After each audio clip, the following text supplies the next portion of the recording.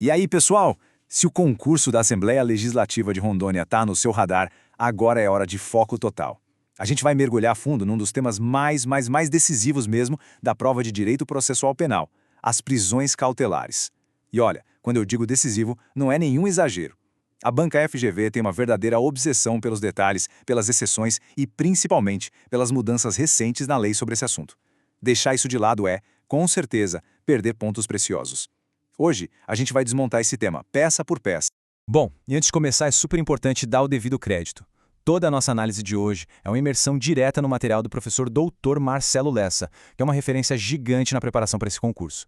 A gente está usando como base o caderno de estudos ESPANA ADV 31, do projeto Alério Turbo.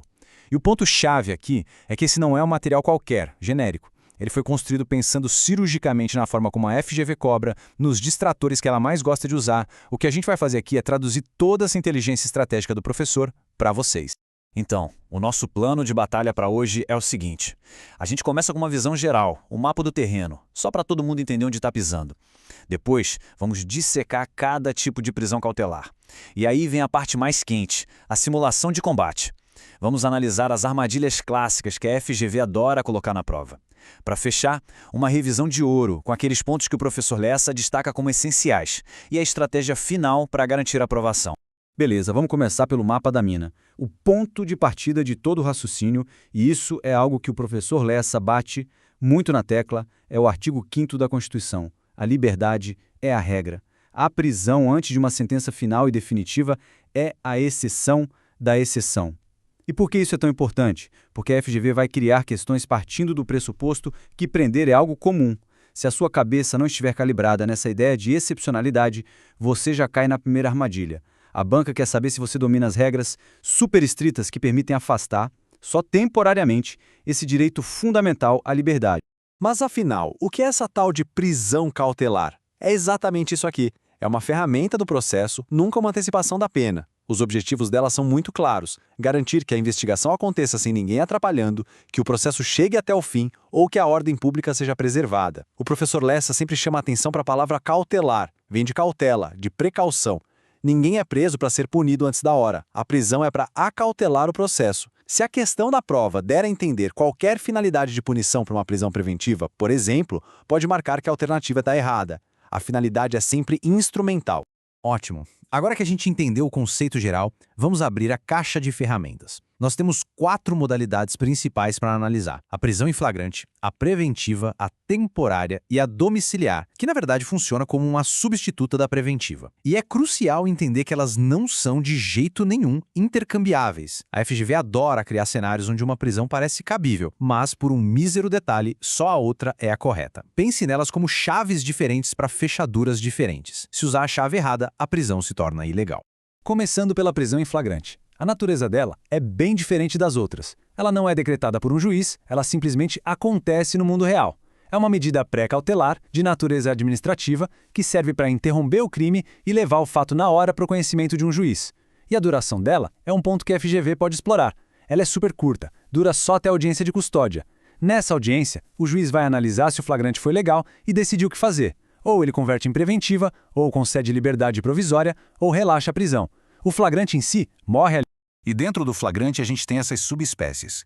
O próprio, o impróprio e o presumido são as formas legais, as clássicas. Mas é aqui que a gente precisa ligar o modo estrategista. Olhem com muita atenção para as 3 últimas linhas. É aqui que a FGV mora.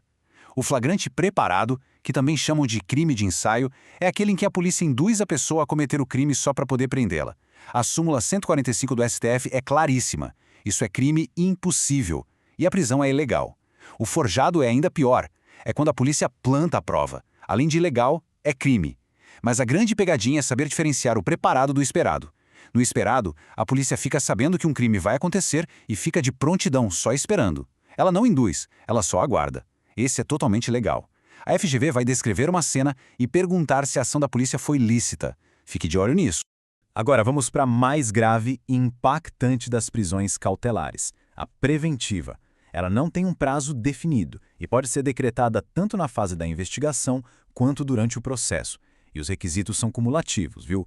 Precisa ter a prova da existência do crime indícios suficientes de quem foi o autor, o famoso fumus commissi delicti e, o mais importante, o periculum libertatis, ou seja, o perigo que a liberdade daquela pessoa representa. E é nesse perigo que mora o detalhe. Não basta a gravidade do crime em si. O juiz precisa mostrar com fatos concretos por que aquela pessoa solta é uma ameaça para a ordem pública, para a investigação ou para a aplicação da lei. E isso nos leva a uma das mudanças na lei mais importantes dos últimos anos, um prato cheio para a FGV. A pergunta é direta. O juiz, olhando um caso, pode, por conta própria, sem ninguém pedir, decretar a prisão preventiva de alguém? Prestem muita atenção. Antes de 2019, a resposta era sim durante o processo. Mas isso mudou. E a FGV testa exatamente quem se atualizou. A resposta hoje, em qualquer fase, é um sonoro e inequívoco jamais. O pacote anticrime lá de 2019 acabou de vez com essa possibilidade no nosso sistema. O juiz hoje tem que ser imparcial. Ele só pode decretar a preventiva se tiver um pedido expresso do Ministério Público ou uma representação do delegado de polícia. Se a questão descrever um cenário onde o juiz decreta a preventiva de ofício, ou seja, por iniciativa própria, essa prisão é nula. Essa é uma das maiores certezas de cobrança na sua prova. O sistema acusatório exige que alguém peça. Outra novidade do pacote anticrime na prisão preventiva é essa aqui, a revisão obrigatória a cada 90 dias. O juiz que decretou a prisão tem, de ofício, reavaliar se ainda é necessário manter a pessoa presa e tem que fundamentar essa decisão. Mas aqui vem a pegadinha da jurisprudência que o professor Lessa sempre alerta. O que acontece se o juiz, com muito trabalho, esquece de fazer essa revisão? A soltura é automática? A resposta, segundo o STF, é não. O excesso de prazo não gera um direito automático à liberdade. A defesa precisa provocar o juiz, que aí sim tem que fazer a reanálise imediatamente. A FGV vai colocar na prova que a soltura é automática. Não é. Saindo da preventiva, a gente entra na temporária. E aqui as palavras-chave são inquérito e rol taxativo. Essa prisão é uma ferramenta exclusiva da investigação policial. A partir do momento em que a denúncia é oferecida e o processo começa, já não se pode mais decretar uma prisão temporária. E o ponto mais crítico é esse rol taxativo. A lei da prisão temporária tem uma lista de crimes para a qual ela é cabível. Se o crime investigado não estiver naquela lista, não importa o quão grave ele seja, não cabe prisão temporária. Simples assim. O examinador da FGV vai descrever um crime grave, tipo corrupção passiva, que não está no rol e vai perguntar se cabe temporária. A resposta é não. Outro ponto central da prisão temporária são os prazos dela, que são super rígidos, um clássico de prova. Para os crimes comuns que estão na lei, o prazo é de 5 dias e pode ser prorrogado por mais 5 se for um caso de extrema e comprovada necessidade. Agora, para os crimes hediondos ou equiparados, o prazo é bem maior, 30 dias, que podem ser prorrogados por mais 30. A FGV vai fazer uma salada com isso. Vai botar um crime hediondo com prazo de 5 dias ou um crime comum com prazo de 30. É decoreba pura, mas é aquele tipo de decoreba que garante um ponto na prova. Por fim, a prisão domiciliar. Como eu já adiantei, ela não é um tipo de prisão autônoma, mas sim uma forma de substituir a prisão preventiva. O artigo 318 do Código de Processo Penal traz as hipóteses, e a FGV vai te testar na última linha. Veja a diferença sutil, mas que é juridicamente gigante entre a regra para a mãe e para o pai. Para a mulher com filho de até 12 anos incompletos, a substituição pela domiciliar é a regra, conforme o STF já decidiu. A negativa tem que ser muito bem justificada. Já para o homem na mesma situação, a lei exige um requisito a mais. Ele precisa comprovar que é o único responsável pelos cuidados do filho. A banca vai tentar igualar as duas situações, e você precisa estar muito atento a essa diferença. Certo, agora que todas as ferramentas estão na mesa, vamos para a parte prática. Como é que a FGV transforma toda essa teoria em problemas complexos? Vamos analisar alguns cenários típicos de prova. É a hora de colocar o conhecimento sob estresse. É aqui que a gente vê se o aprendizado foi superficial ou se foi profundo de verdade. Vamos lá! Olhem bem para esse caso. A gente tem um crime, corrupção passiva, a gente tem um motivo, que é evitar a coação de testemunhas, ou seja, garantir a instrução criminal, e temos uma prisão decretada. A pergunta é: que prisão é essa? Preventiva ou temporária? A mente mais apressada pode até pensar em temporária, já que estamos na fase de investigação, mas é aí que mora a armadilha que a gente comentou. A análise é exatamente esta. O fundamento, garantia da instrução criminal, é um requisito da prisão preventiva. Mas o golpe final no raciocínio é lembrar que corrupção passiva, apesar de ser um crime grave, não consta na lista da lei de prisão temporária. Portanto, por exclusão e pela adequação dos requisitos, a única medida que caberia nesse caso seria a prisão preventiva. O conhecimento que a FGV testou aqui não foi só o que é a prisão temporária, mas principalmente quando ela não se aplica. Segunda armadilha, envolvendo um tema quentíssimo na jurisprudência: A inviolabilidade de domicílio. O crime de tráfico de drogas é de natureza permanente, ou seja, o estado de flagrante se prolonga no tempo. A pergunta é, isso autoriza a polícia a entrar numa casa com base unicamente em uma denúncia anônima, sem mandado? Essa é uma daquelas questões que separam os candidatos. A resposta não está na lei seca, mas sim na interpretação dos tribunais superiores. E a resposta do Supremo Tribunal Federal no julgamento do tema 280 é categórica. Não. A denúncia anônima, sozinha, não é a fundada razão que a Constituição exige para relativizar a inviolabilidade do domicílio. Para que a entrada fosse lícita, a polícia precisaria de outros elementos obtidos antes, como uma campana, filmagens, relatos de testemunhas, algo que transformasse a mera suspeita numa fundada razão. Sem isso, a entrada é ilícita, a prova é nula e a prisão tem que ser relaxada. Excelente! Passamos pela teoria e pela prática. Agora, vamos consolidar tudo com uma revisão bem rápida, baseada naqueles pontos que o professor Lessa considera de memorização obrigatória. Pense nisso como os flashcards mentais que você precisa levar para o dia da prova. São conceitos diretos, mas que resolvem muitas questões. Vamos lá, em ritmo de revisão.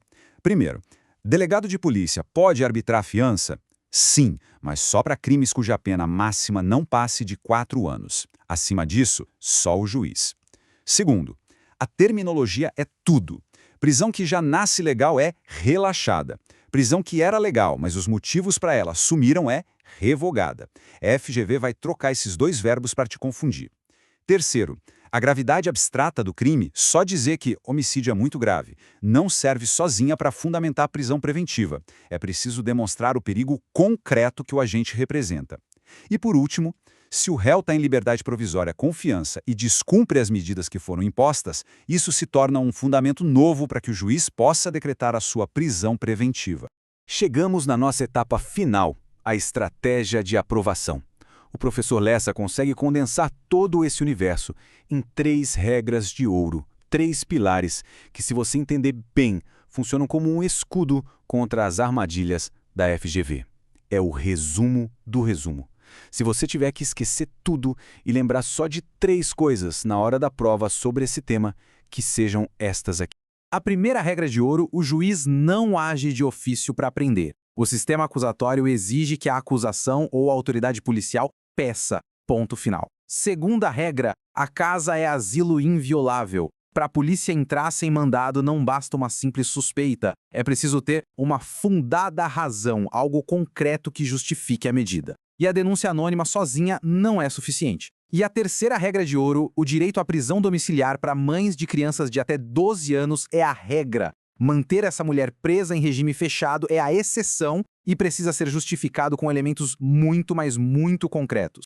E a gente encerra com essa citação que o professor Lessa usa no material dele. Ela vai além de qualquer aspecto religioso. Ela captura a essência, a filosofia do nosso sistema processual penal.